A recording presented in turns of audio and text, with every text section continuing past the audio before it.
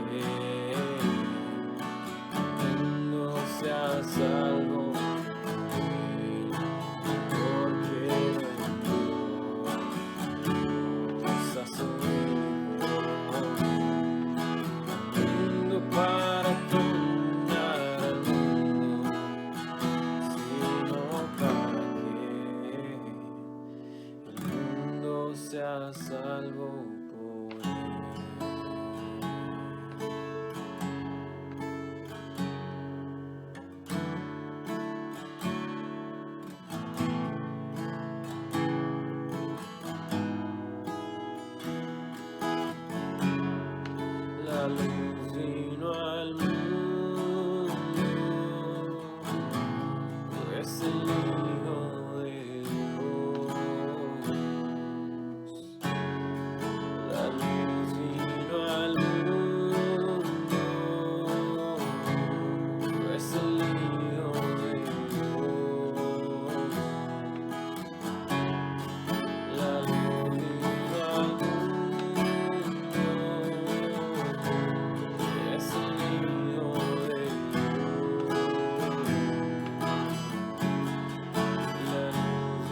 La luz vino al mundo, es el Hijo de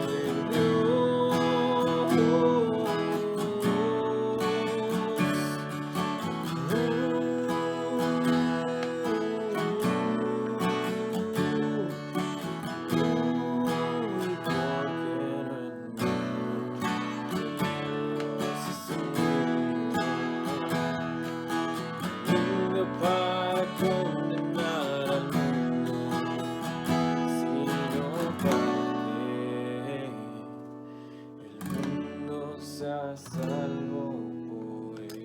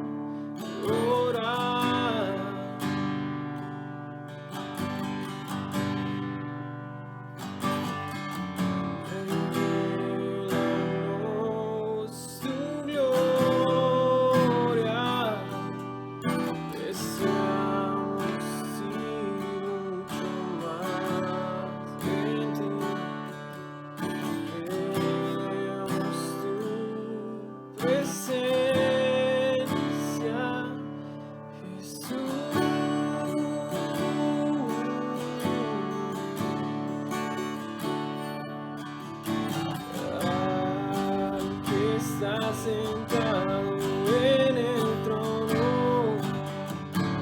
al que vive para siempre y siempre, sea la gloria, sea la gloria y el poder, sea la gloria, sea la honra y el poder.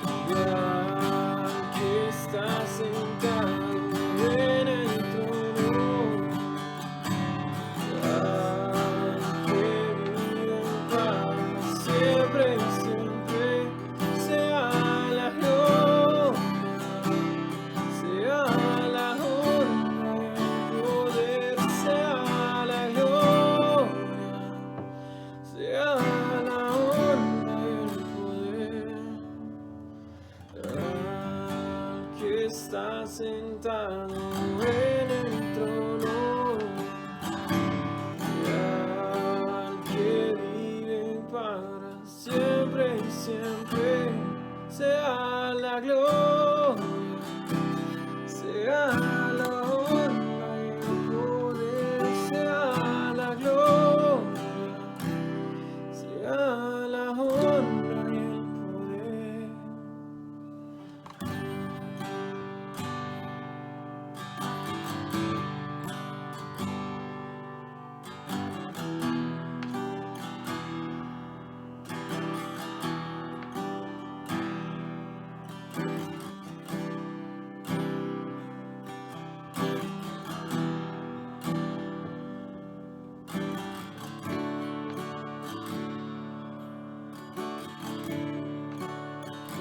Dios, venimos ante ti sin absolutamente nada que ofrecer. Venimos rotos completamente, con una urgente necesidad de rescate.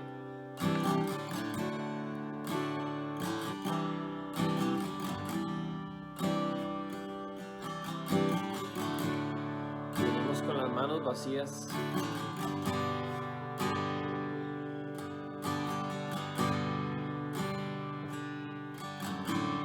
Lo único que podemos darte es algo que vos mismo nos diste, que es nuestra vida.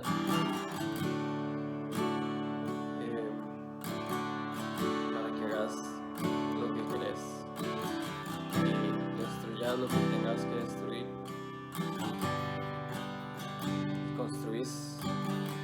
Construir lo que tengas que construir.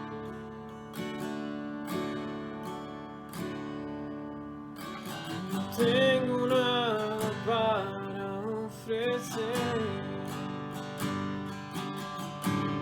nada que te pueda sorprender, solo corazón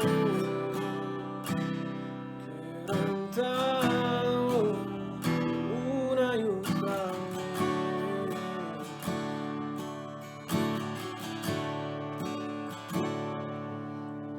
No hay nada que me enamore más, nada en que me apasione más, solo tu presencia, solo tu mirada me hace suspirar.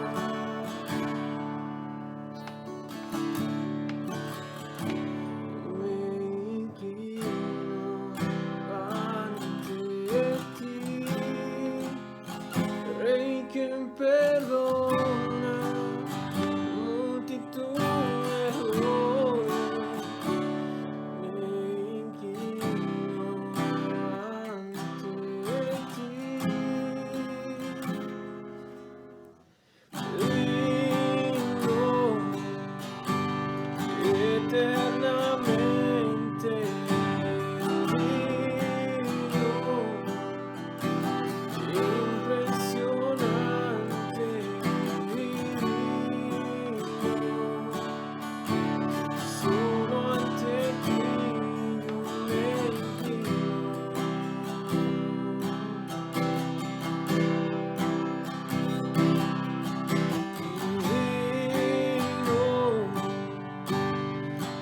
Eternamente digno, impresionante divino, solo ante ti yo me inclino.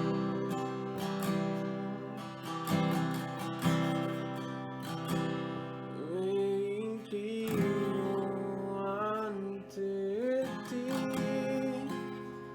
Rey quien perdona multitud de errores. Me inclino ante ti, digno eternamente digno, impresionante,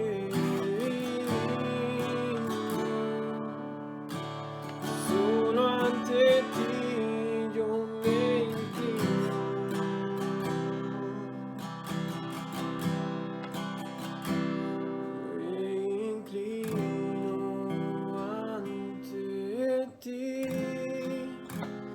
Rey que perdona multitud de errores, me inclino ante ti.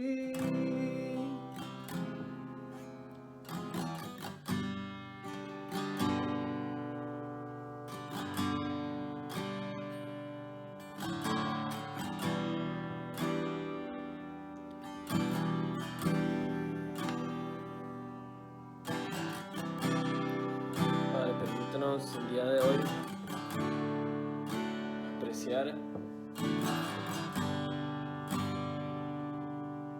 todo esto que has hecho por nosotros y haces por nosotros. Apreciar hoy el Cristo de nuestras vidas. Apreciar todo esto.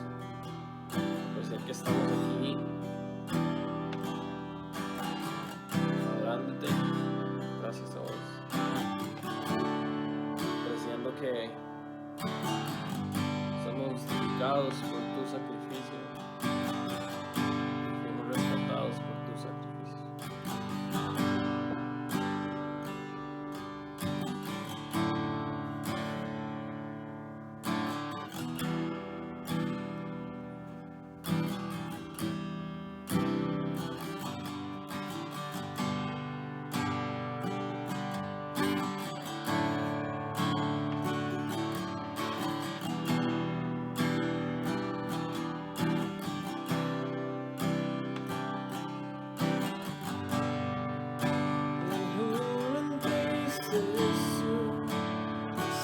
Se apagó, cayó el Salvador del mundo, su cuerpo en la cruz, su sangre derramó, el peso del pecado sobre él.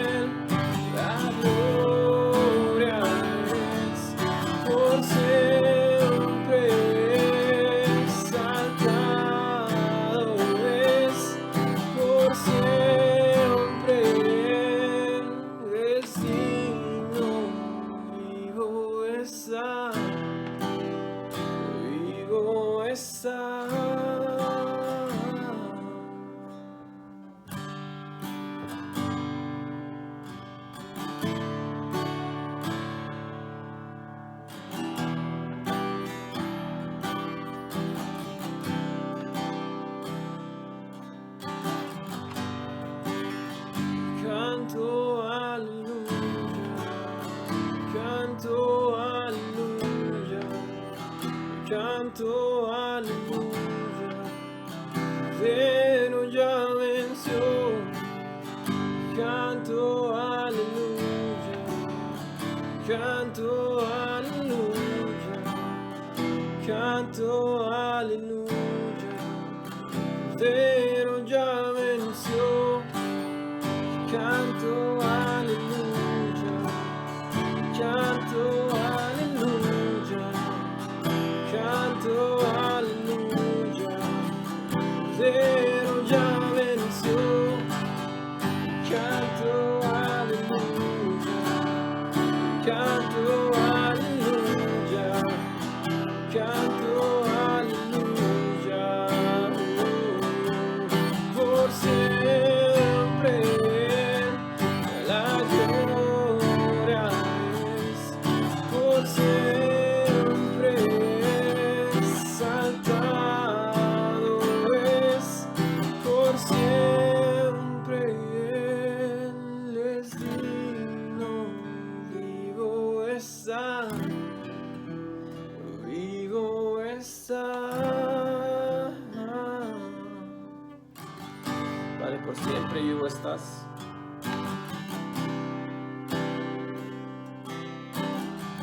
No solo estás vivo, sino que estás a la par nuestra en todo momento, guiándonos, levantándonos, marcando nuestro norte. Te pedimos que nos guíes por el resto de nuestras vidas, que destruyas todo lo que está en tu camino, que nos puede alejar de tus propósitos.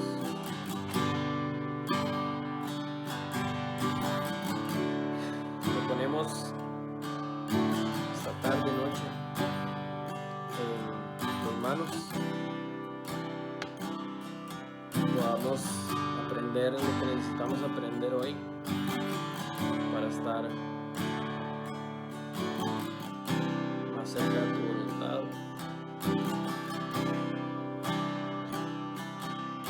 más cerca de tus propósitos. Te amamos, Señor, y amamos ese sacrificio que hiciste por nosotros. En el nombre de Jesús, amén.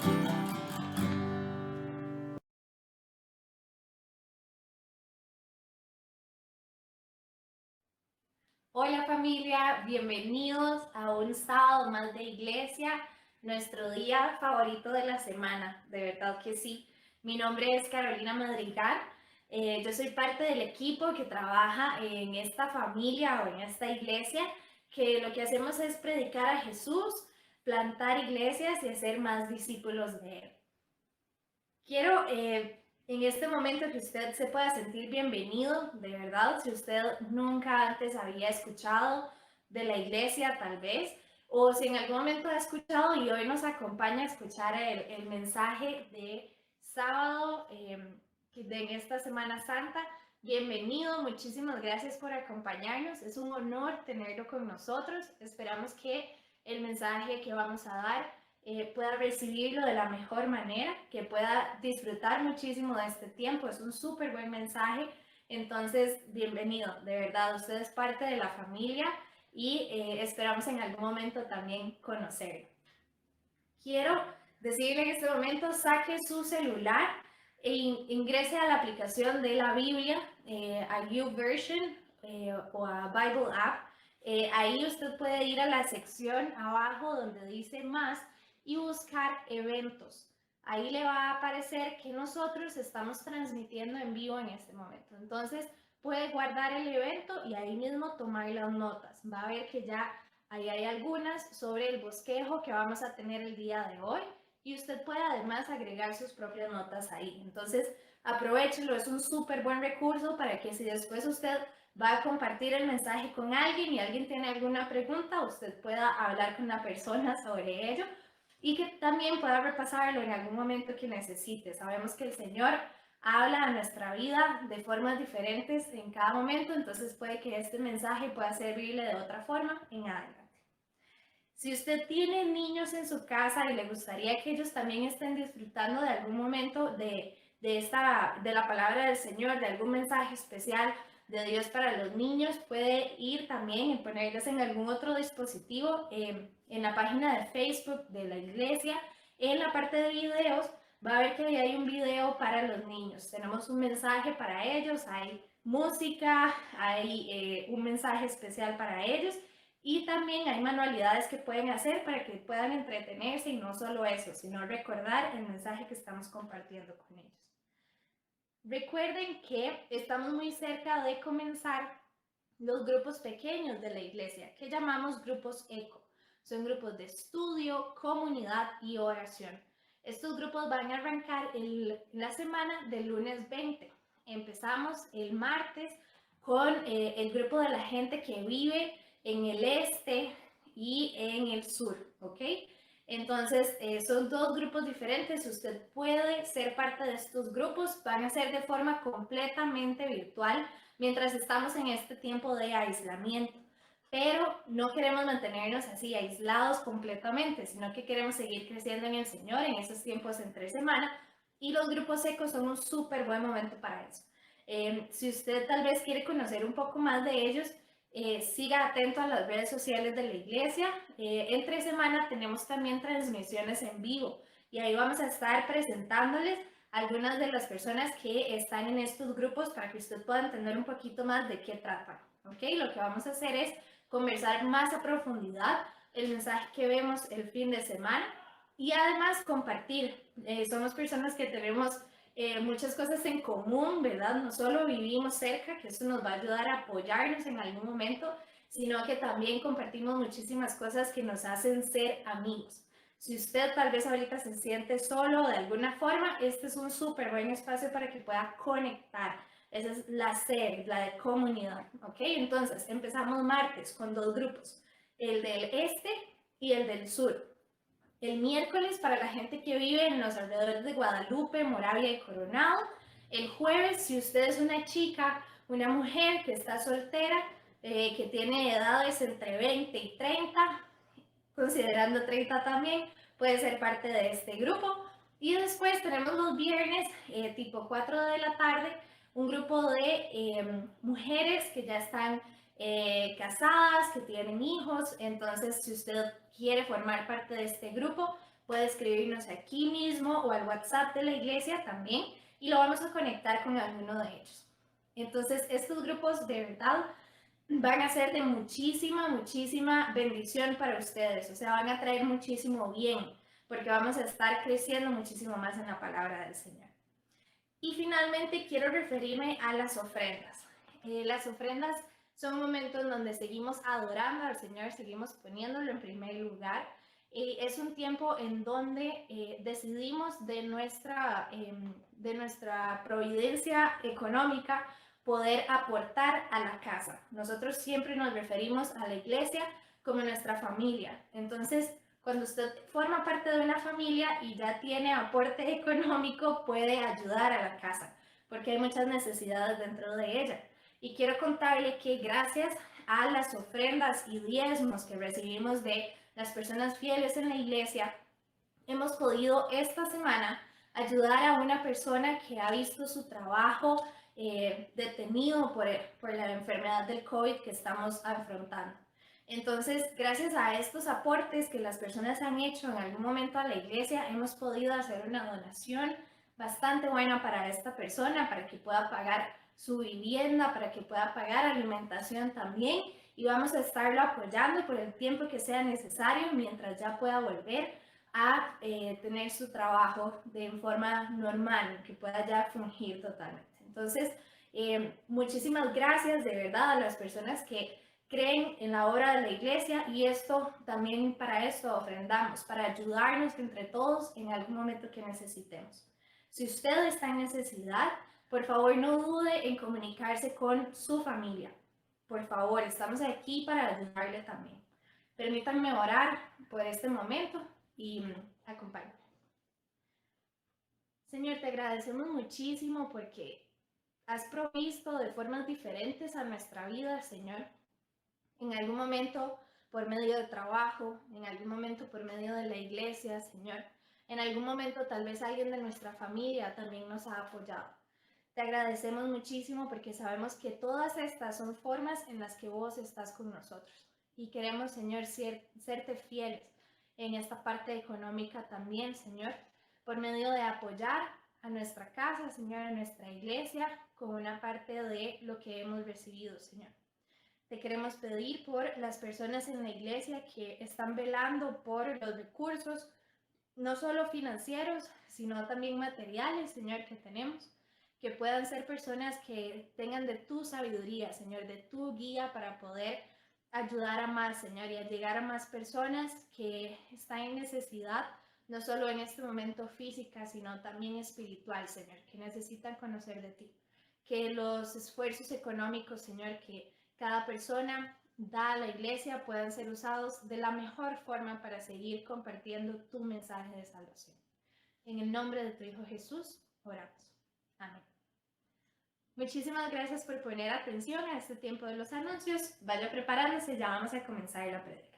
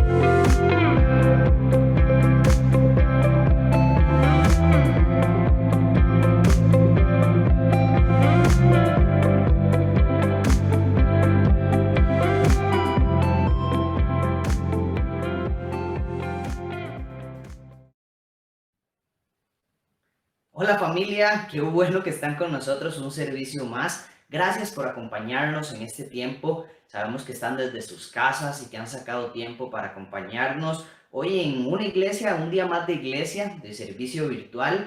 Y hoy sábado, donde es un día especial porque estamos en Semana Santa y aunque tal vez ha sido una Semana Santa muy atípica porque hemos permanecido en casa, hemos tenido que quedarnos en cuarentena, aún así nos seguimos reuniendo como iglesia. Gracias a Gabo por el tiempo de adoración que tuvimos hace un ratito. Gracias por guiarnos en la adoración y qué bueno que ahora nos acompañan para el mensaje. Y hoy tenemos la segunda parte de esta serie que hemos llamado Rescate. Y si usted ha visto las transmisiones que hemos hecho los días lunes, miércoles y el día de ayer acerca de cómo hemos sido rescatados y cómo han habido diferentes historias que nos recuerdan que Dios siempre está rescatándonos, ha sido maravilloso y hemos podido entender qué es el verdadero rescate de Dios y por qué necesitábamos un rescate. Si usted esta es la primera vez que se conecta con nosotros, mi nombre es Andrés Vargas, soy pastor de Familia Vida con Propósito y de verdad para mí es un honor que usted esté escuchándonos o viéndonos desde la pantalla de su celular, desde la pantalla de su dispositivo móvil o desde su computadora. Y de verdad, todos los que nos están viendo les mandamos un fuerte abrazo a la distancia, un saludo caluroso y les deseamos que tengan una buena Semana Santa, que hayan disfrutado este tiempo y que este fin de semana que queda, el día de mañana, que tal vez ya es el último día de la Semana Santa, que ustedes puedan descansar y recordar lo importante de esta semana, que es lo que Dios hizo hace muchos años y que hoy seguimos conmemorando. Y hoy el mensaje le he llamado como últimas conversaciones o últimas palabras más bien. Y es porque todos vivimos y morimos de forma diferente. Y todos tenemos una forma diferente de enfrentar la muerte. Algunos tienen una forma en la que la enfrentan de manera pacífica, esperanzadora y gozosa o en paz, tranquilos, contentos de alguna forma. Otros enfrentan la muerte de forma violenta, enojada, amargada, en conflicto. Y yo creo, como dice uno de los predicadores que tanto sigo, que se llama Skip Heitzig, él dice que mucha de la forma en la que nos enfrentamos a la muerte está determinada por la forma en la que hemos vivido. Y yo creo que tiene mucho de razón, porque la forma en la que hemos vivido determina mucho cómo son esas últimas horas, cómo son esos últimos años de vida o cómo son esos últimos momentos de vida. Y eso refleja si son momentos de alegría, de gozo, o son alegrías o son momentos tal vez de mucho reproche, de muchos arrepentimientos, de muchos dolores y de muchas cosas que tal vez no hicimos y que dejamos de hacer, de las cuales nos arrepentimos. Entonces, me llama la atención eso, porque a todos nos tocará enfrentar la muerte en algún momento. Y yo sé que es un tema delicado de hablar y que algunas personas dicen, uy, a mí no me gusta hablar de este tema, pero nos toca, ¿verdad? Nos toca enfrentarlo y me enfoco en esto no porque quiera hablar de la muerte, sino porque de eso trata el pasaje que vamos a estudiar hoy. Son las últimas horas de Jesús. Es Jesús enfrentándose a la muerte. Y quiero que veamos cómo Él se enfrentó a la muerte y cómo podemos sacar enseñanzas de eso que nos permitan a nosotros estar preparados para cualquier escenario y comprender el rescate de lo que hizo Jesús. Voltaire, quien fue un filósofo francés, que no sé si lo ha escuchado tal vez en las clases de estudios sociales en algún momento, pero él fue uno de los que ayudó mucho en la Revolución Francesa para que hubiera libertad en Francia. Y una de las cosas interesantes también en sus trabajos fue lo de los tres poderes que conocemos hoy como el poder legislativo, el poder ejecutivo y el poder judicial. Muchas de sus ideas y filosofías fueron cimientos importantes para la fundación de estos tres poderes. Y me llama mucho la atención porque él vivió en los años 1700 y una de las cosas que dijo muy particulares fue que 100 años después de su muerte no existiría ni una sola copia de la Biblia. Que la Biblia solo estaría en los museos, que estaría en un museo como un libro antiguo que antes se utilizaba. Era un perseguidor de Cristo. Se consideraba alguien ateo, alguien que no quería nada con Cristo. Y me llama mucho la atención porque una vez entrevistaron a la enfermera, y la enfermera que estuvo en los últimos momentos de la vida de Voltaire, dijo que Voltaire, cuando estaba a punto de morir, dijo: estoy abandonado por Dios y por los hombres. Le doy la mitad de todo lo que valgo si me dan 6 meses más de vida.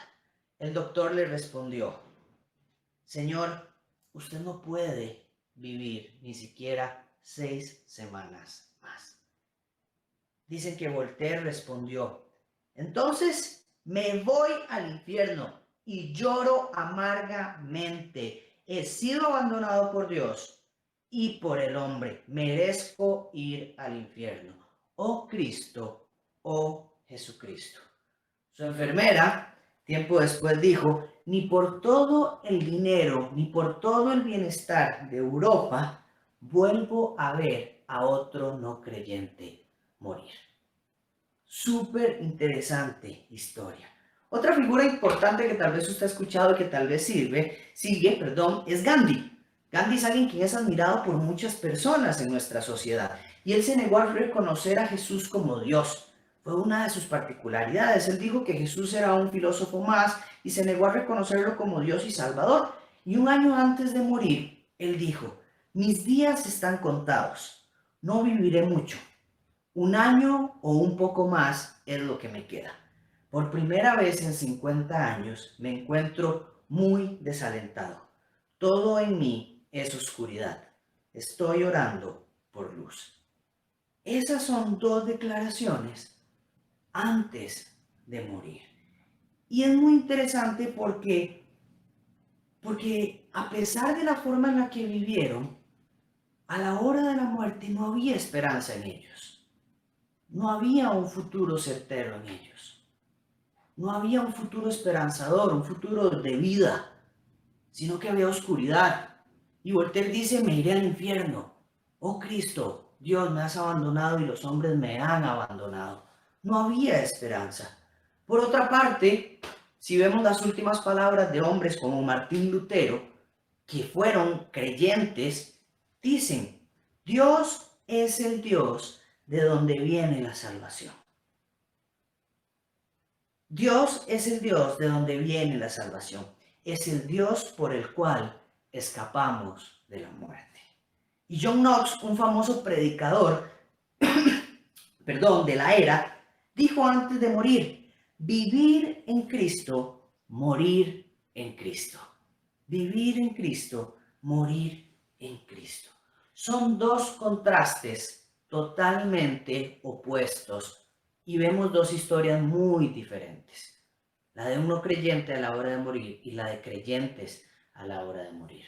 Cómo hay esperanza en unos, cómo hay seguridad en unos y cómo hay desaliento, oscuridad y desesperanza en otros. Y el pasaje de hoy es súper chiva, es súper chuzo. Y tal vez usted nunca lo ha leído y me encanta porque vamos a ver 8 personajes y todos son muy interesantes. Estos 8 personajes todos tienen características muy diferentes, todos tienen características muy distintas y realidades muy diferentes. Además tienen intereses también muy diferentes. Y dentro de esos 8 personajes está Jesús.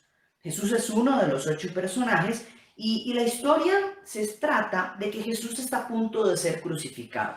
Jesús está en un juicio, Jesús está en su juicio y Él va a ser crucificado. Y Dios quiere mostrarnos algo muy poderoso, porque vamos a ver los encuentros de Jesús antes de morir.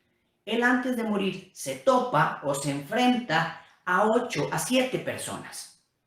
Y en este enfrentamiento a 7 personas nos va a dejar enseñanzas maravillosas acerca de las personas y acerca de Cristo para cada uno con ellos. Jesús había sido arrestado a la 1 de la mañana, más o menos, imagínense la historia. Jesús arrestado aproximadamente a la 1 de la mañana en un lugar llamado Getsemaní y es llevado ante un concilio, una corte de religiosos.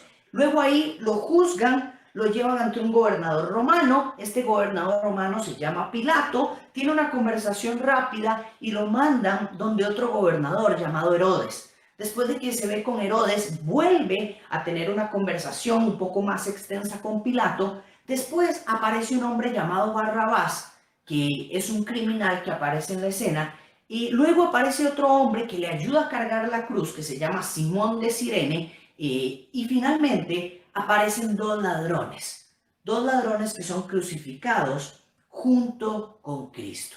Entonces, este es el pequeño resumen de esta historia que vamos a ver un poco más a profundidad adelante. Pero vemos que en esta historia Jesús tiene un encuentro con el concilio, que el concilio era un grupo de religiosos, tiene un encuentro con Herodes, tiene un encuentro con Pilato, tiene un encuentro con Barrabás, tiene un encuentro con Simón, tiene un encuentro con el ladrón 1 y tiene un encuentro con el ladrón 2.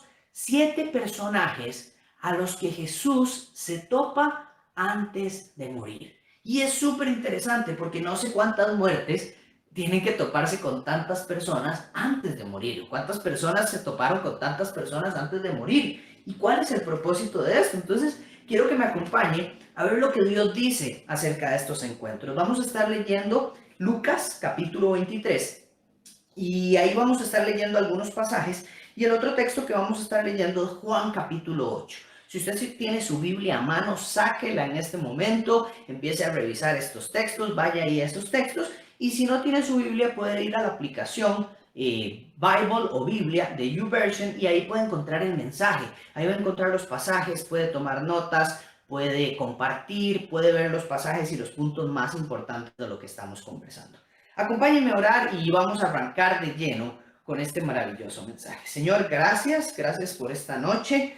Gracias porque hemos pasado una semana en donde algunos hemos podido descansar un poco de nuestro trabajo, de nuestras funciones comunes, pasar tiempo en familia, en el hogar, con nuestros amigos, a la distancia, virtual, no sé, de alguna forma, pero nos hemos juntado, Señor, para permanecer juntos a pesar del distanciamiento social.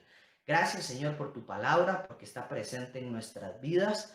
ponemos en tus manos este tiempo, que seas vos el que hable, que no sea yo, que no sean mis locuras ni mis tonteras, sino que sea tu sabiduría, tu inteligencia, tu intelecto, y que cada una de las palabras que salgan de mi boca sean tuyas y no mías. En el nombre de Jesús. Amén. Ok, acompáñenme. Lucas capítulo 23. Voy a utilizar Lucas capítulo 23, pero vamos a ver esta misma historia en los otros evangelios. Si usted tal vez nunca ha escuchado la palabra evangelio, son los 4 libros que cuentan la historia de Jesús. Son Mateo, Marcos, Lucas y Juan. Son los primeros del Nuevo Testamento. Y ahí va a poder encontrar esta historia en Lucas capítulo 23, Juan capítulo 18, Marcos capítulo 15 y Mateo capítulo 26. Esta misma historia del juicio de Jesús está en esos mismos textos y cada uno tiene algún detalle que le agrega diferente de la historia, que le da mucha riqueza a la historia porque nos permite comprender algunos detalles que tal vez alguno de los autores no consideró importante mencionar, pero otros sí lo consideró muy importante mencionar. Entonces vamos a utilizar algunos de los textos para poder comprender mejor lo que estaba pasando en esta ocasión. Entonces quiero arrancar hablando del primer encuentro que tiene Jesús. El primer encuentro de Jesús es el encuentro con el concilio. ¿Qué es el concilio? El concilio es el grupo de religiosos de la época. El grupo que le llaman normalmente los fariseos. Estos eran estudiosos de la ley, que conocían muy bien la ley del Antiguo Testamento, la ley de Moisés, pero le habían agregado a esa ley algunas tradiciones propias, tradiciones culturales, que a veces consideraban que eran más importantes que la misma ley. Entonces, habían muchos choques con Jesús, porque Jesús venía a decirles que las tradiciones no eran más importantes que la ley de Dios y que las tradiciones no eran más importantes que Jesús mismo, que era el Hijo de Dios y que era Dios mismo.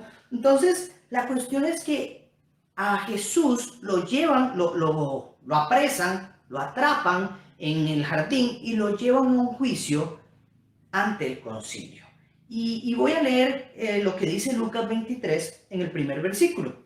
Dice, entonces todo el concilio llevó a Jesús ante Pilato, el gobernador romano.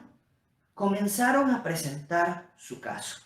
Dijeron, este hombre ha estado llevando al pueblo por mal camino, al decirles que no paguen los impuestos al gobierno romano y al afirmar que él es un Mesías, un rey.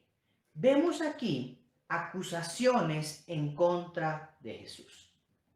El concilio toma la decisión de que Jesús tiene que ir ante el gobierno romano porque ha faltado a la ley según ellos. Lo interesante es que estas acusaciones son basadas en una mentira, porque lo que dicen es, este Jesús no quiere pagar impuestos y además dice que él es el rey. ¿Por qué dicen esta mentira los fariseos o el concilio? Dicen esta mentira porque son 2 factores que afectan directamente al gobierno romano. Entonces, estos son los intereses del gobierno romano. Yo voy a convencer de que este Jesús está haciendo algo en contra de los intereses del gobierno romano para que el gobierno romano me apoye y castigue como yo quiero a Jesús. Pilato tiene una discusión con ellos y le dice, ¿por qué me lo traen a mí si él es judío? Ustedes lo pueden juzgar. Ustedes mismos emiten el juicio y lo hacen pagar lo que tenga que pagar. Lo interesante es que los del concilio, los religiosos, lo llevaron ante el gobernador romano porque solo un gobernador romano podía ejecutar a alguien como castigo. O sea, el propósito del concilio no era castigar a Jesús, sino el propósito del concilio era matar a Jesús. Y el concilio en su propia corte no podía hacer eso. Solamente un gobernador romano podía dar una orden de matar a alguien como castigo ante el incumplimiento de una ley. Entonces ellos utilizan una mentira. Y la mentira es, él no paga impuestos. Porque de hecho hay uno de los pasajes más interesantes que le están reclamando cómo es eso de que no tienen que pagar impuestos y les dice, uno de los discípulos se le acerca a Jesús y le dice, uy Jesús, no podemos entrar a este lugar porque nos están pidiendo que paguen el impuesto. Y entonces Jesús le dice, hay que pagar impuestos y paguemos el impuesto. Vaya al mar, saque un pez, ábrale la boca a ese pez y ahí va a encontrar el dinero del impuesto. Y Pedro va y hace caso y se encuentra el dinero del impuesto. Entonces Jesús, de una forma extravagante, paga el impuesto, pero lo paga. Entonces es una gran mentira que Jesús no quería pagar impuestos. Y es muy interesante porque ellos están basándose en una mentira y claramente la ley de Dios dice, no debo mentir. Pero sin embargo, los defensores de la ley prefieren romper la ley de Dios con el fin de acusar a Jesús, con el fin de lograr un objetivo. Ellos dicen, no me importa, me vale un pepino, yo voy a hacer lo que sea necesario para que sea crucificado este hombre. Y entonces, ¿por qué pasa esto? El concilio busca que Jesús sea exterminado, que sea ejecutado, busca utilizar cualquier elemento necesario para llevar a cabo esta operación y prefiere su poder antes que rendirse ante este Jesús. Porque lo que estaba diciendo Jesús era que Él era Dios mismo, que Él era el Hijo de Dios, que Él era el Mesías. Y Pilato se los dice, yo sé que lo que ustedes tienen es envidia. Y eso era lo que había en los corazones de ellos. Envidia por el contexto de Jesús, envidia porque el Hijo de Dios estaba presente ahí y era alguien que amaba, era alguien que hacía milagros, era alguien que cuidaba a los ladrones, que cuidaba a los necesitados, que sanaba, que andaba con los leprosos y los sanaba, que tenía amigos, aquellos que nadie tenía de amigos, y eso le molestaba a los religiosos. Y fueron los mismos religiosos los que mataron a Dios. Los que mataron a Cristo fueron los mismos religiosos. Ellos prefirieron matar a Dios, al Dios hombre, por su religiosidad y por su posición. Y el primer principio que veo en esta parte del texto es que eso somos nosotros a veces. Porque usted puede decir, uy, qué fariseo más desgraciado. Sí, claro, es que es un fariseo, es que los fariseos son todos así, y hoy tenemos miles de fariseos. Bueno, pero a veces somos nosotros ese fariseo. Somos tan orgullosos, somos tan llenos de envidia que no permitimos que la verdad de Dios entre a nuestra vida y nos transforme. Y nos quedamos con los modelos, nos quedamos con las tradiciones, nos quedamos con las formas de hacer las cosas y no con la esencia que es Jesús en el corazón y su forma de vivir. A veces en la iglesia hemos lastimado a montones de personas por querer sostener una posición, por querer sostener una forma de hacer las cosas, por una tradición, porque es que así lo hemos hecho siempre. Y nos hemos olvidado de los 2 mandamientos más importantes que dijo Jesús. Amen al Señor con todo su corazón y amen al prójimo como ustedes mismos. Y a veces nosotros somos ese concilio. Somos tan orgullosos y llenos de envidia que no permitimos que la verdad de Dios entre a nuestra vida. Y si usted de esos hoy quiero decirle, sáquese los moldes, sáquese las tradiciones, sáquese lo que le han enseñado, es que así me han dicho que se hace, y vaya a la palabra de Dios y busque cómo lo hace Jesús. Busque qué dice Jesús, busque qué dice Dios en su palabra, porque esa es la verdad. Y si algo hemos visto en este rescate es que el rescate tiene que ver mucho con la verdad. Y ya lo vamos a ver más adelante en la conversación de Jesús con Pilato. Pero otro elemento importante, o la segunda conversación que tiene Jesús, aparte del concilio, es después con Pilato. Sin embargo, Pilato les dice, él es de Galilea. Y ellos dicen, los judíos dicen, sí, él es de Galilea. Ah, bueno, aprovechemos que el gobernador de Galilea anda por acá. Él se llama Herodes, Herodes Antipas. Vayan donde Herodes porque él va a juzgar correctamente a Jesús. Pilato se deshace momentáneamente de Jesús y lo manda ante otro gobernador, Herodes Antipas. ¿Quién es Herodes Antipas? Antes de leer el texto le cuento quién es este Herodes. Este Herodes es un gobernador soberbio que mató a Juan el Bautista, que mandó que le cortaran la cabeza a Juan el Bautista, y es alguien muy lleno de pasiones, egoísta. Y vamos a ver el texto porque Lucas capítulo 23 versículo 8 nos muestra quién es este Herodes y el encuentro que tiene con Jesús. Pónganme atención, dice, Herodes se alegró mucho por la oportunidad de ver a Jesús, porque había oído hablar de él y hacía tiempo que quería verlo realizar un milagro. Me llama la atención ahí lo primero. Herodes se alegró mucho por la oportunidad de ver a Jesús. Herodes se pone contento. Había escuchado de Jesús y dice, me alegro, qué bueno que vino este Jesús, estoy alegre de que Jesús esté aquí. Sin embargo, vea lo que dice después. Hacía tiempo que quería verlo realizar un milagro. Herodes le hizo una pregunta tras otra. Versículo 9, pero Jesús se negó a contestar. Mientras tanto, los principales sacerdotes y los maestros de la ley se quedaron allí gritando sus acusaciones. Entonces Herodes y sus soldados comenzaron a burlarse de Jesús y a ridiculizarlo. Finalmente le pusieron un manto real y lo enviaron de regreso a Pilato. ¿Qué está pasando aquí en esta parte? Jesús tiene un encuentro con la segunda persona de esta historia.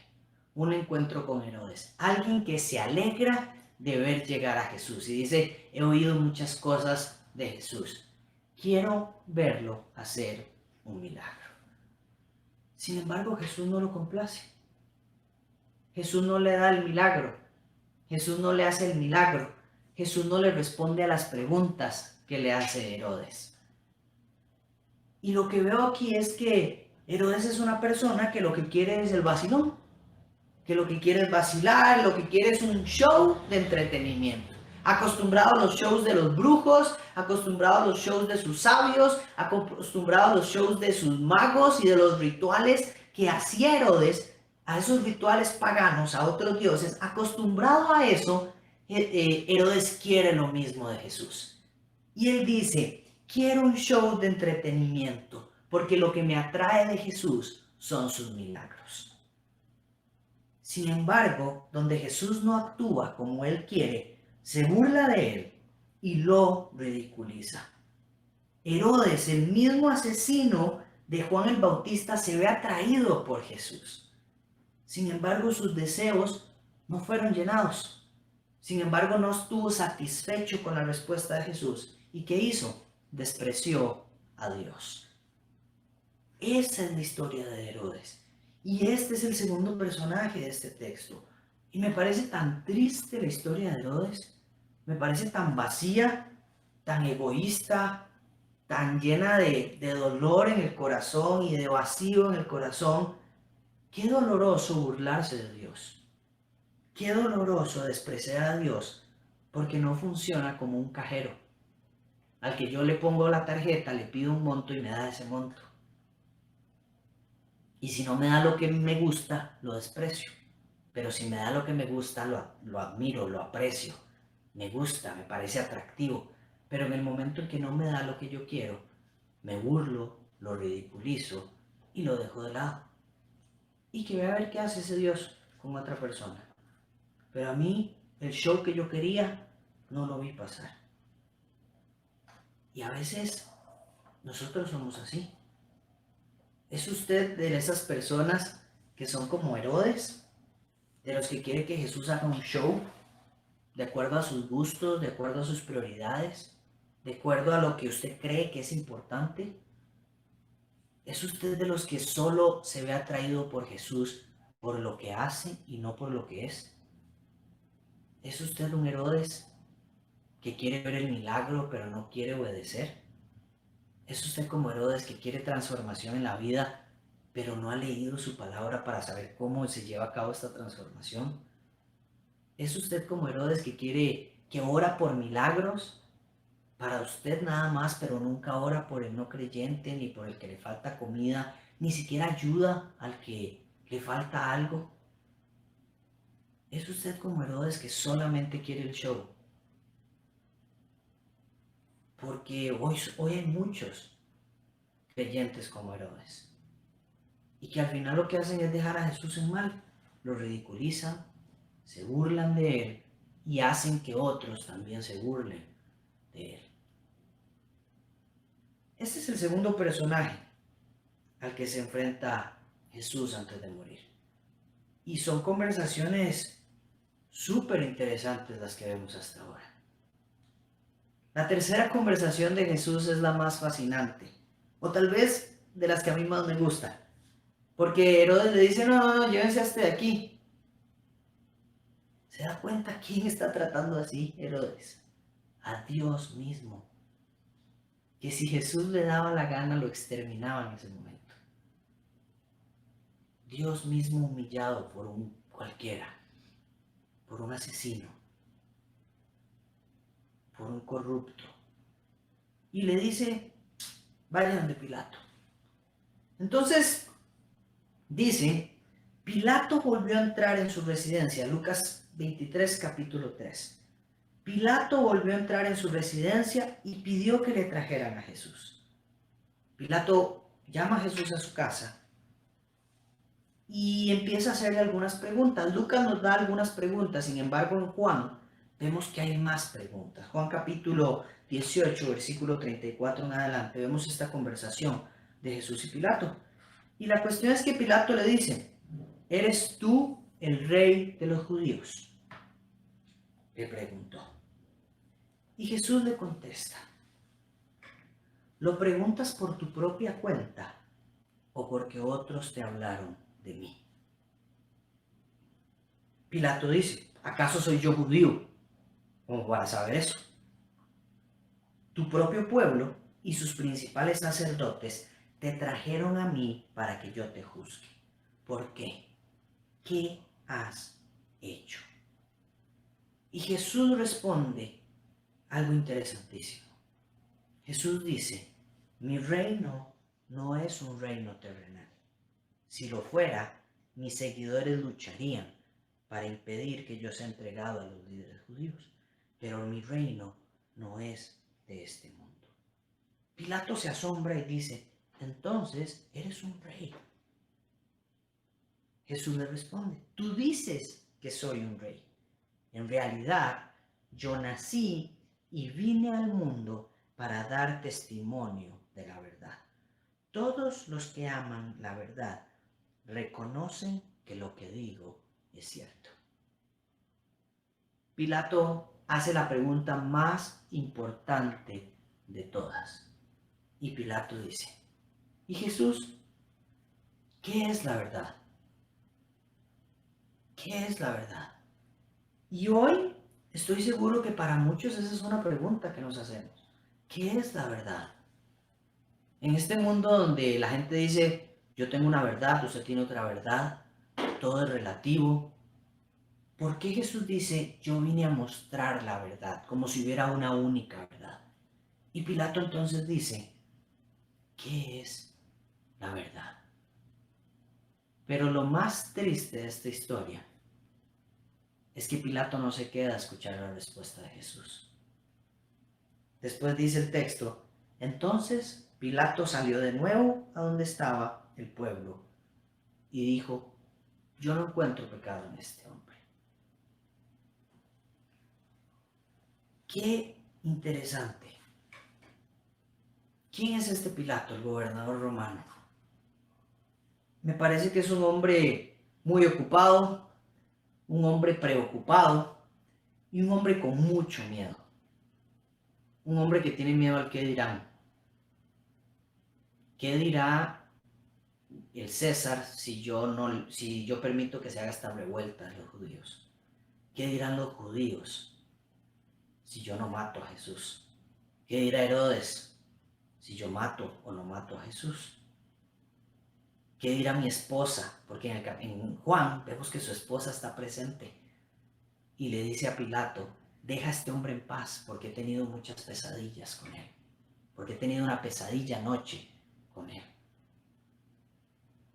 ¿Qué dirá su esposa?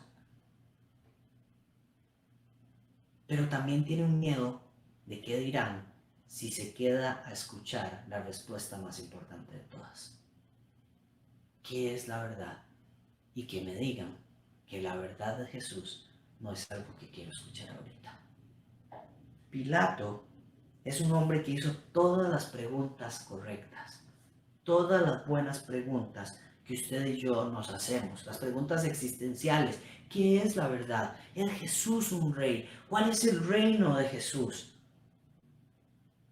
Él tenía la oportunidad de responderse a todas esas preguntas existenciales. Sin embargo, no esperó la respuesta y dejó a Jesús con la palabra en la boca. Era la oportunidad de entrar en el conocimiento de la verdad y se le escapó. Por miedo, por indiferencia, por el qué dirán a tener una vida diferente, prefirió no prestar atención a la verdad aunque la tenía de frente. Jesús dijo, yo soy la verdad. Vine a mostrarles al Padre, vine a dar testimonio de la verdad. Vine a que ustedes sean libres de los engaños del mundo, porque el mundo los quiere engañar. Así como este concilio los está engañando de que yo no pago impuestos, así como este concilio los está engañando de que yo no soy el Hijo de Dios, así como Herodes los está engañando de que yo soy solo un show de milagros, yo vengo a mostrarles la verdad. Pero Pilato no quiso escuchar. Y yo aquí le pregunto a usted, ¿es usted de esas personas que tiene la verdad al frente y no la quiere ver?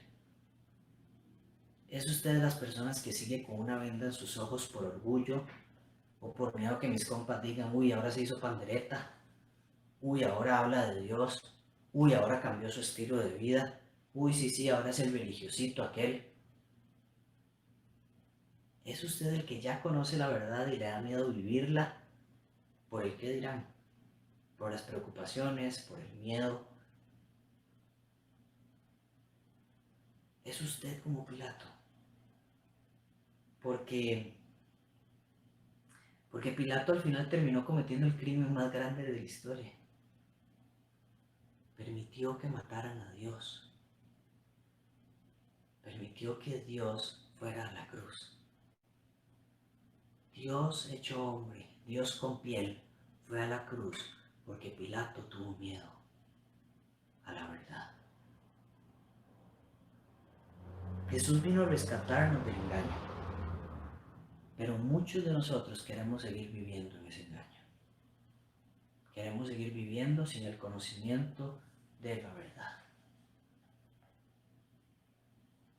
A partir de aquí, la historia de Jesús cambia un poco, porque se va a enfrentar a tres personajes en estos últimos momentos de Jesús.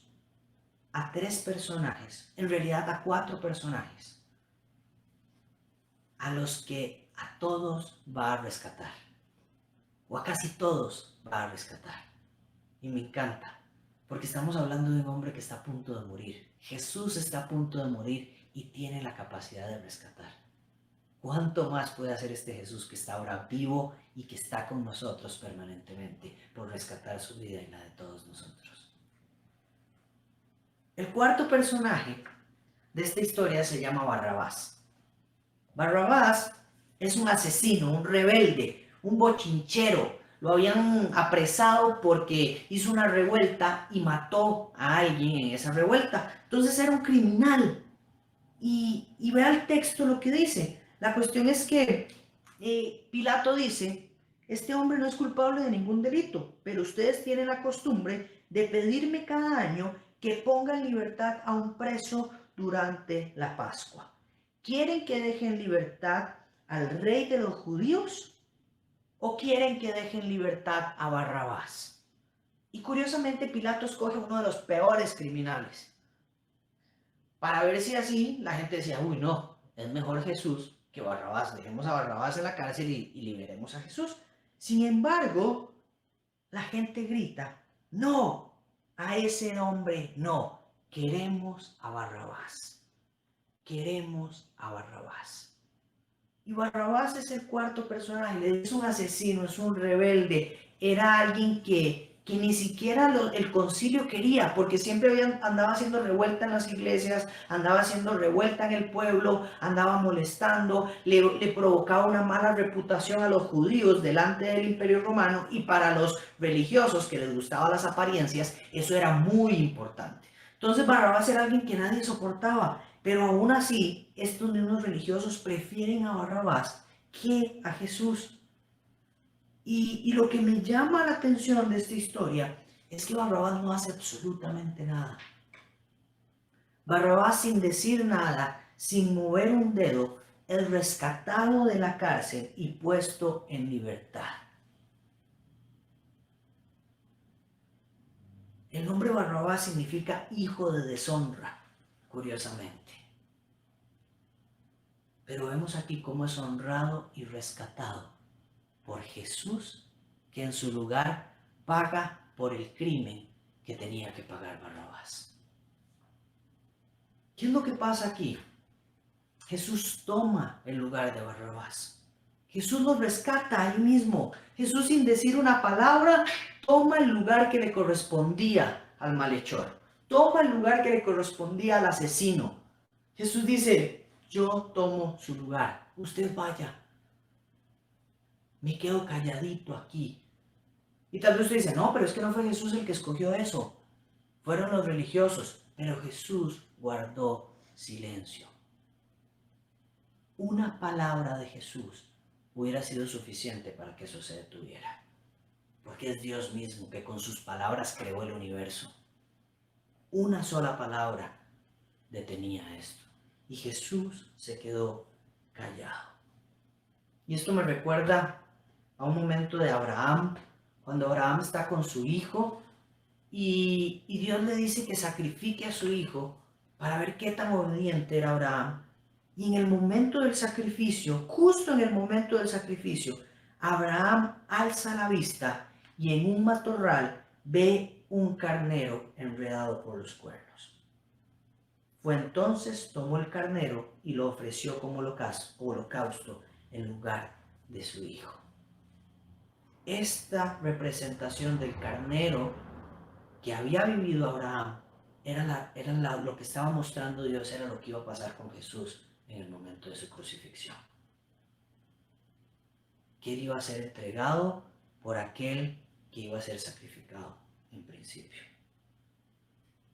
Y yo me pregunto, ¿habrá entendido Barrabás lo que pasó? No sabemos más de Barrabás en la Biblia. Pero comprendió Barrabás que alguien pagó por él. Comprendió Barrabás que alguien que era inocente tomó su lugar. Que Dios mismo, el Dios de todo el universo, tomó su lugar para que él saliera libre. O Barrabás solo lo dio por sentado y no se dio cuenta de lo que Dios acababa de hacer y cómo fue rescatado. Y yo le pregunto a usted ahorita, ¿usted se ha dado cuenta de lo que Dios ha hecho por usted? ¿Usted da por sentada la gracia y lo que celebramos en la Semana Santa? ¿O usted se da cuenta que Jesús pagó por usted? Porque en esta historia usted no es Jesús. En esta historia usted y yo somos Barrabás. Somos el criminal. Somos aquel que merecía el castigo, que merecía la pena de muerte, el asesino, el ladrón, el rebelde, el que ha pecado, el que no ha hecho lo que Dios quiere que hagamos. Y Jesús, sin decir una palabra, tomó mi lugar para que yo saliera libre de esa condena. ¿Se ha dado cuenta usted de cómo fue rescatado? ¿O lo ha dejado pasar? Mi quinto personaje se llama Simón. Y el texto dice, cuando ellos se llevaban a Jesús, ya cuando habían emitido el juicio sobre Jesús y lo llevaban a que fuera crucificado, dice que cuando ellos llevaban a Jesús, sucedió que un hombre llamado Simón, que era de un lugar llamado Cirene, venía del campo. Los soldados lo agarraron, pusieron la cruz sobre él y lo obligaron a cargarla detrás de Jesús. Jesús tiene un encuentro con alguien más en esta historia. Tiene un encuentro con un hombre llamado Simón, que vivía en un lugar llamado Cirene. Este lugar era un lugar alejado de donde estaban pasando las cosas, muy alejado de hecho, miles de kilómetros de distancia. Y había llegado hasta este lugar para celebrar la Pascua. Este hombre había llegado allí, había dejado su trabajo, había dejado todo y se había traído a su familia a Jerusalén para celebrar la Pascua. Y curiosamente, estando ahí presente de vino, le toca llevar la cruz de Jesús. Y me llama la atención porque Marcos, el capítulo 15-21, donde dije que estaba también esta historia, describe a Simón como alguien muy conocido de los discípulos y sobre todo muy conocidos los hijos de Simón. Cómo alguien tan lejano, alguien de Cirene, se vuelve tan conocido después en Marcos, y Marcos dice como Simón de Cirene, el papá de Alexander y de Rufo, de nuestros amigos Alexander y Rufo. Y uno dice, qué raro, cómo alguien que viene tan largo se volvió tan compa de los discípulos. Y esta me parece que es una historia maravillosa, porque nos muestra lo que Jesús hace por nosotros el día de hoy. A Simón le tocó ser una muestra de lo que Jesús hace por nosotros hoy. Cargar esa cruz que usted y yo ya no podemos cargar. Cargar esa cruz que pesa tanto, esa cruz del pasado, esa cruz de la culpa, esa cruz del dolor, esa cruz del miedo. Simón la cargó para que hoy nosotros entendiéramos que ahora Cristo es quien carga esa cruz. Y que Cristo sabe que es que le carguen la cruz. Y que sabe lo bien que se siente y cómo ayuda. Y hoy Cristo nos dice a nosotros, ahora yo cargo su cruz. Siéntase como yo me sentí en ese momento, ayudado, relajado. Yo le llevo la cruz. Pero lo más chiva de esto es que los hijos de Simón de Cirene son tan compas de Marcos porque a partir de este encuentro la vida de Simón cambia. Y los hijos de Simón se vuelven discípulos de Jesús y ayudan en la obra de Jesús y de los apóstoles, de plantación de iglesias y de predicación a todas partes. ¿Cómo sé yo esto? Porque Romanos capítulo 16, Pablo saluda y dice, saludo a Rufo y a su mamá porque han sido de gran ayuda para el ministerio. Rufo, el hijo de Simón, se vuelve un pilar para el ministerio de Pablo. Eso no hubiera pasado si su padre Simón no tiene un encuentro con Dios en ese momento de la cruz. Jesús, sin decir una palabra, vuelve a cambiar una vida. Jesús, sin decir una palabra, vuelve a rescatar a toda una familia. Jesús, sin decir nada, rescata a Simón y a su familia. Me encanta, porque Simón tuvo la capacidad de ver el rostro de Dios a través de Jesús. Jesús tuvo la capacidad de ver el amor de Dios a través del dolor, a través de las heridas, a través del sufrimiento, y su corazón es ablandado, es suavizado, es quebrantado por el Señor en ese momento de cargar la cruz. Solo la mirada de Jesús fue suficiente para rescatar. Y yo quiero preguntar,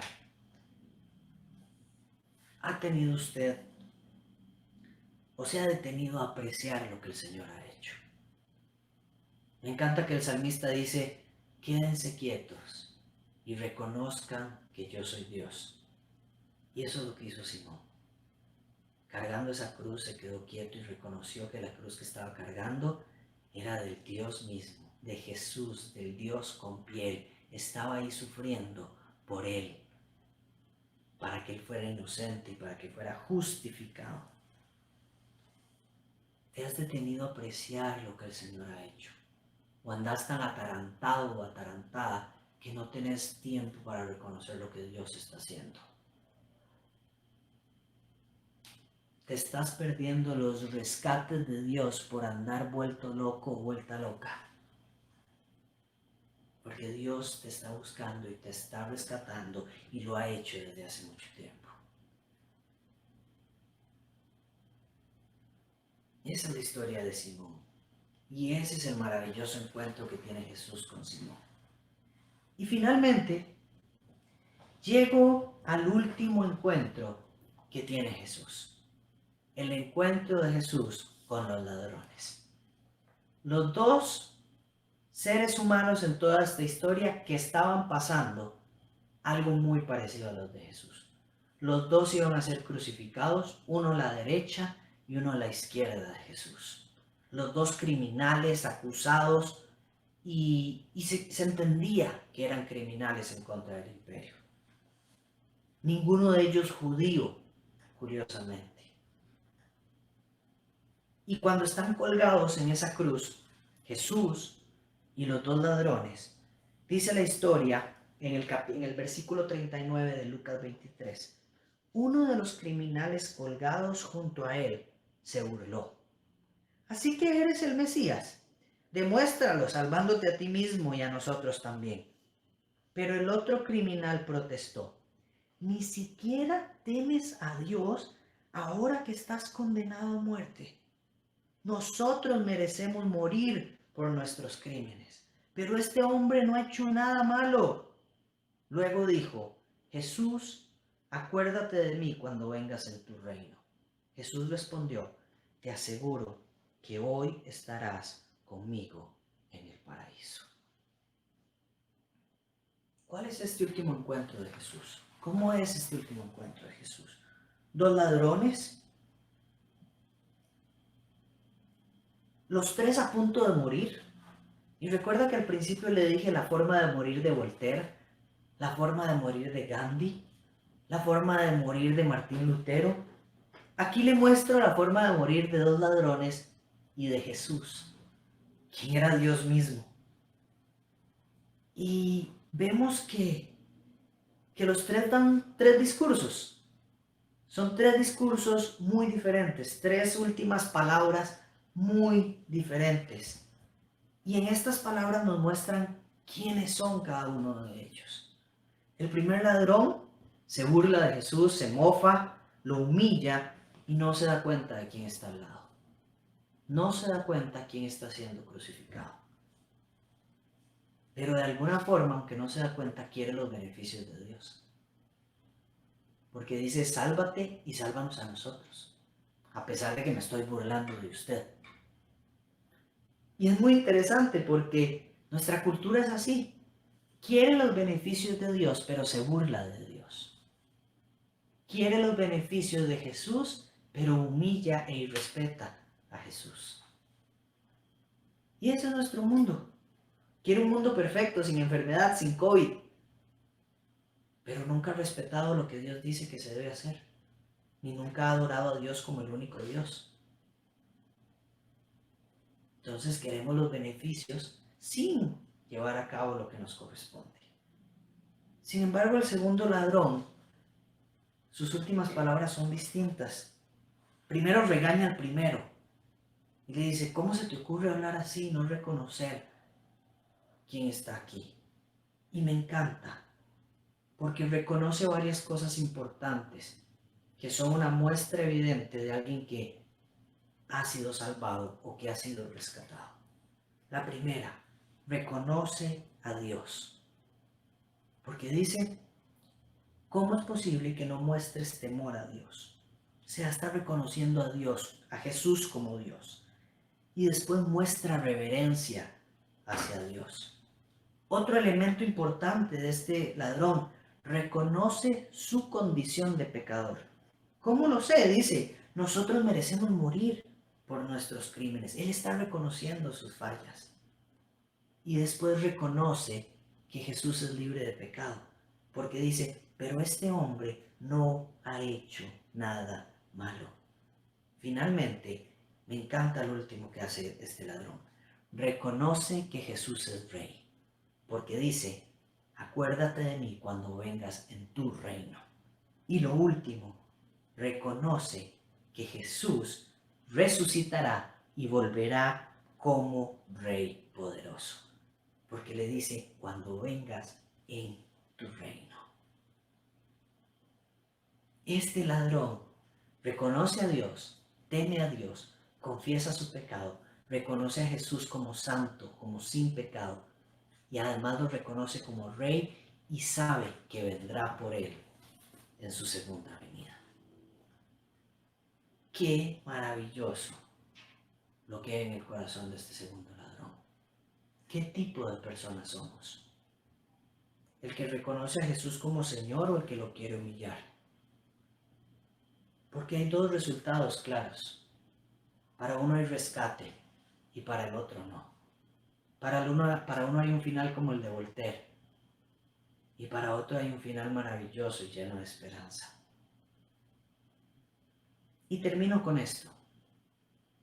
El último personaje de todos es Jesús. Y quiero repasar las últimas palabras de Jesús. Jesús es el personaje que tiene un encuentro con todos. Tiene un encuentro con todos. Y en los últimos días, en los últimos momentos, rescata a Barrabás, rescata a Simón, rescata a un ladrón. ¿Qué poder tan grande tiene Jesús? Que aún desfalleciendo, que aún herido, que aún sin poder ni caminar ni cargar una cruz, puede rescatar y salvar vidas. Qué poderoso es nuestro Rey. Y las palabras de Jesús son dirigidas a dos públicos. Las primeras las hace a la multitud, a todos, y las segundas las hace al ladrón. Las primeras palabras a toda la multitud desde la cruz dice: Padre mío, perdónalos, porque no saben lo que hacen. Y las segundas palabras hacia el ladrón son: la verdad es que hoy mismo estarás conmigo en el paraíso. Jesús aprovecha sus últimas palabras para seguir intentando rescatar a las personas. ¡Qué locura es el amor de Jesús! Está en una cruz, está crucificado, está muriendo por los que se burlaron de él, está diciendo perdónalos, está intercediendo para que sean rescatados. ¿Qué es este amor? ¿Cómo es posible? Intercede por los que lo humillan. Dice perdónalos, ellos no saben lo que hacen. Y le da salvación a aquel que se arrepiente. Jesús ama a las personas. Jesús ama apasionadamente como nadie a las personas. Jesús ama a los criminales como estos dos ladrones. Y hay rescate para ellos.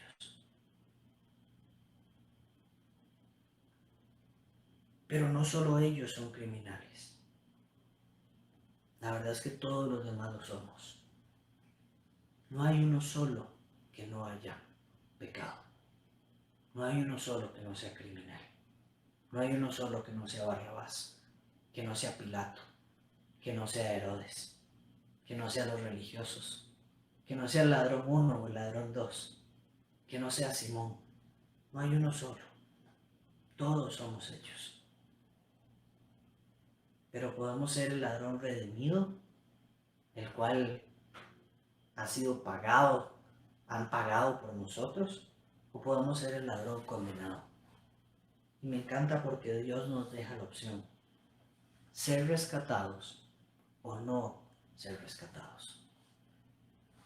Termino con una historia corta, y es la historia de un asesino llamado Jeffrey Dahmer.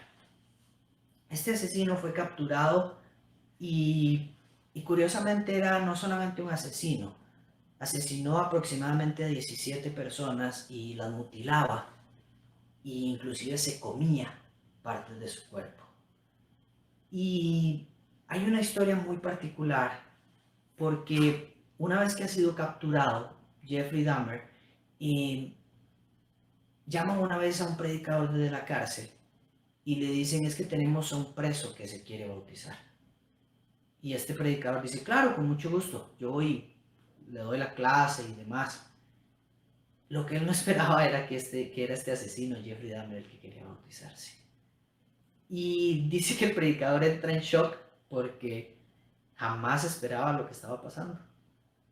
Y dice que él invirtió varias semanas con este criminal. Invirtió 1 hora todas las semanas, durante varias semanas, y al final dijo, me he dado cuenta que Jeffrey ha tenido una conversión real, una conversión genuina, y será bautizado porque cree verdaderamente que Jesús es el Señor y que Jesús pagó por cada uno de sus 17 asesinatos. Ese es el Dios en el que creemos. Un Dios que tiene más poder que cualquier culpa. Un Dios que tiene más poder que cualquier bolsa de pecados y de basura que podamos cargar. Más poder que el asesinato. Y que me encanta porque seguramente Satanás se reía de que era dueño de la vida de un hombre como Jeffrey Dahmer. Sin embargo, la historia termina con que la victoria fue de Cristo. Ese es nuestro Jesús. Y hoy me encantaría que también pueda hacer su historia.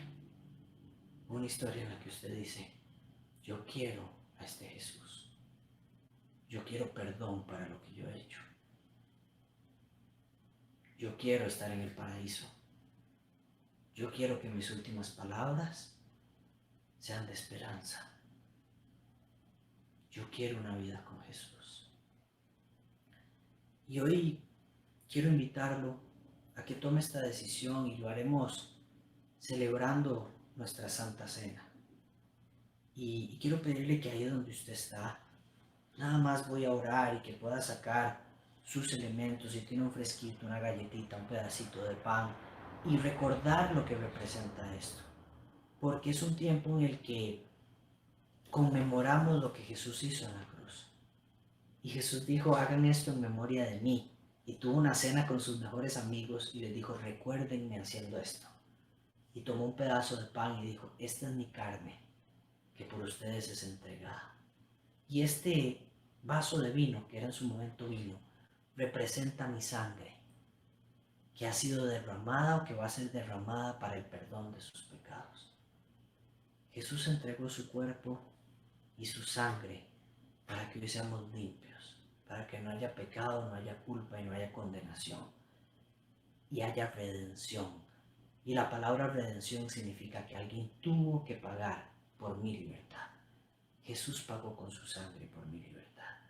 Y lo mejor de todo es que mañana domingo celebramos que Jesús venció la muerte y resucitó a pesar de que cada gota de sangre había sido derramada por nosotros.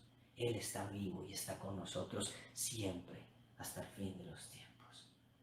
Acompáñame a orar. Señor, gracias por este tiempo. Gracias por lo que hiciste hace 2000 años, Señor Jesús. Gracias por venir a vivir como nosotros.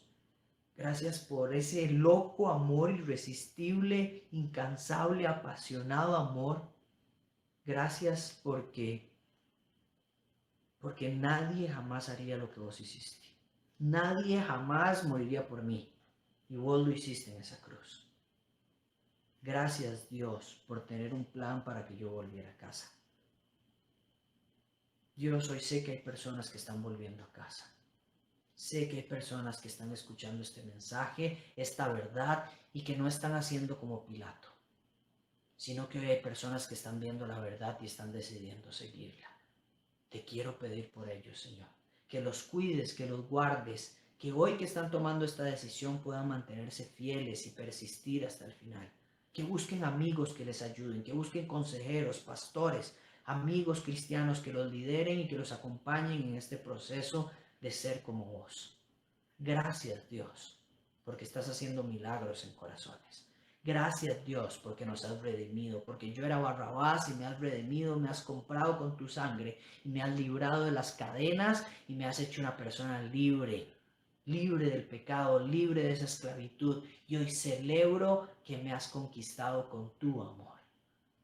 Señor, en este tiempo donde en nuestras casas estamos celebrando la Santa Cena, Señor, conmemorando lo que hiciste en la cruz, reconocemos nuestras fallas, reconocemos lo que hemos hecho, reconocemos nuestros pecados, nuestras malas acciones, nuestros asesinatos, nuestras violaciones, nuestras corrupciones, nuestros robos, nuestras mentiras, nuestras heridas a las demás personas. Las reconocemos y las ponemos en la cruz. Llévate todo eso, Señor. y danos gracia, paz y misericordia para vivir libres a partir de ahora. Señor Jesús, tomamos los elementos para disfrutar y conmemorar que este jugo representa tu sangre que ha sido entregada por nosotros y el pan representa tu carne que fue entregada, Señor, para el perdón de nuestros pecados. En el nombre de Jesús te bendecimos y te exaltamos. Amén. Familia, quiero dejarlos nada más con esta canción de nuestro amigo Gabriel para que la escuchen y que puedan reflexionar en lo que significa. Si usted quiere seguir orando ahí en su casa, hágalo mientras escucha esta canción. Y bendigo su vida, que sea una noche maravillosa y que termine de celebrar esta Semana Santa como debe. Gracias por acompañarnos.